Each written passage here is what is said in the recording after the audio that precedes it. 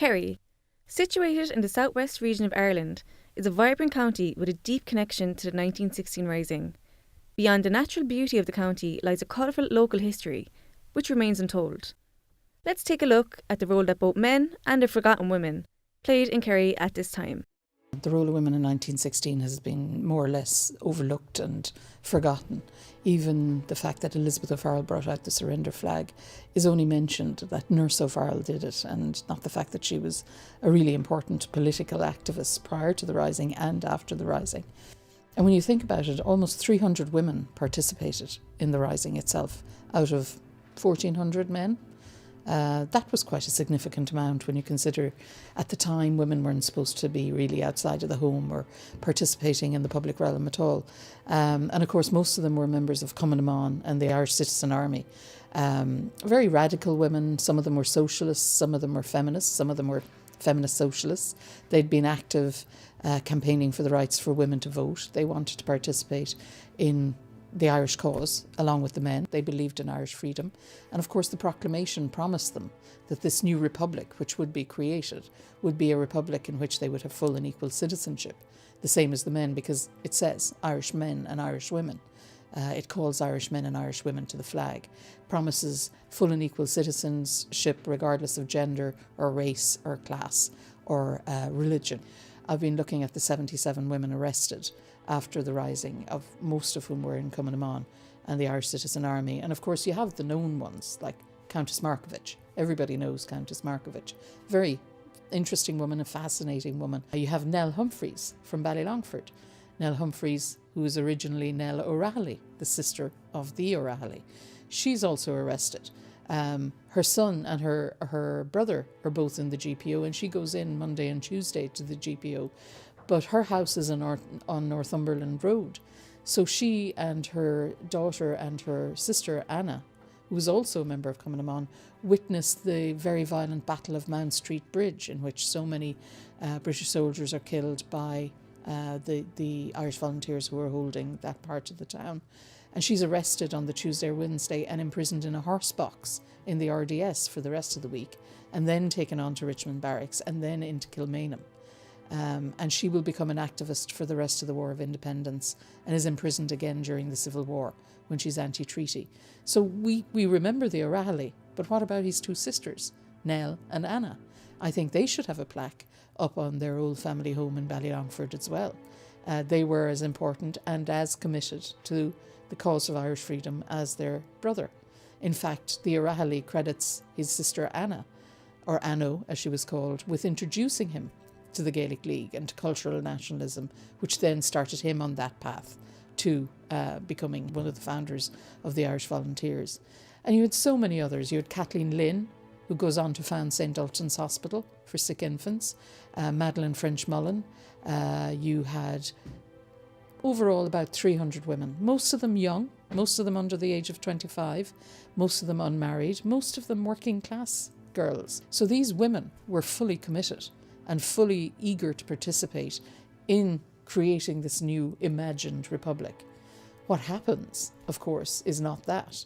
But at that moment, there was a moment of possibility that the women would get the vote, they would get equal citizenship, they would get participation in this new republic. And that's what they were fighting for. There's a lot of hidden history surrounding the 1916 Rising. Local participation played a significant role that's often overlooked. With this centenary, it's the centenary of, let's say, the first stepping stone towards the foundation of the state.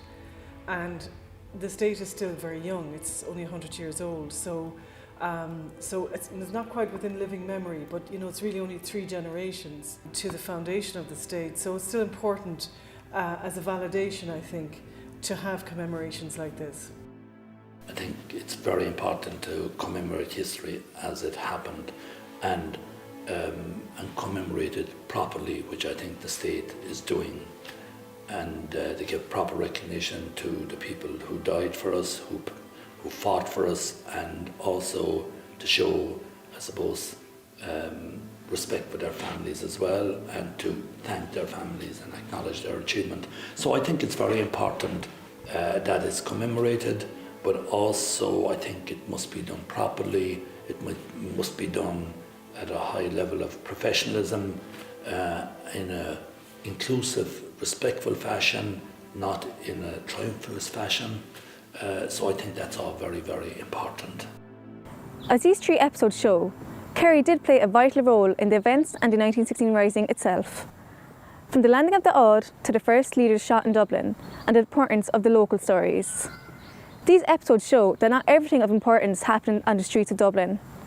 Irish men and Irish women fought for freedom from all over the country of Ireland. It's all our story. We need to look at it locally, nationally and globally.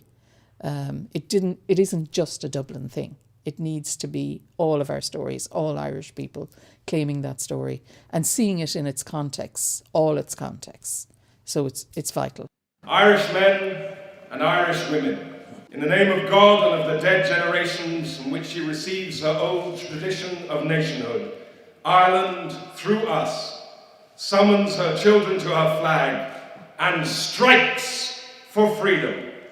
Having organised and trained her manhood through her secret revolutionary organisation, the Irish Republican Brotherhood, and through her open military organisations, the Irish Volunteers and the Irish Citizen Army, having patiently perfected her discipline, having resolutely waited for the right moment to reveal itself, she now seizes that moment, and supported by her exiled children in America and by gallant allies in Europe, but relying in the first on her own strength, she strikes in full confidence of victory. We declare the right of the Irish people to the ownership of Ireland and to the unfettered control of Irish destinies to be sovereign and indefeasible. The long usurpation of that right by a foreign people and government has not extinguished that right, nor can it ever be extinguished, except by the destruction of the Irish people. In every generation, the Irish people have asserted their right to national freedom and sovereignty.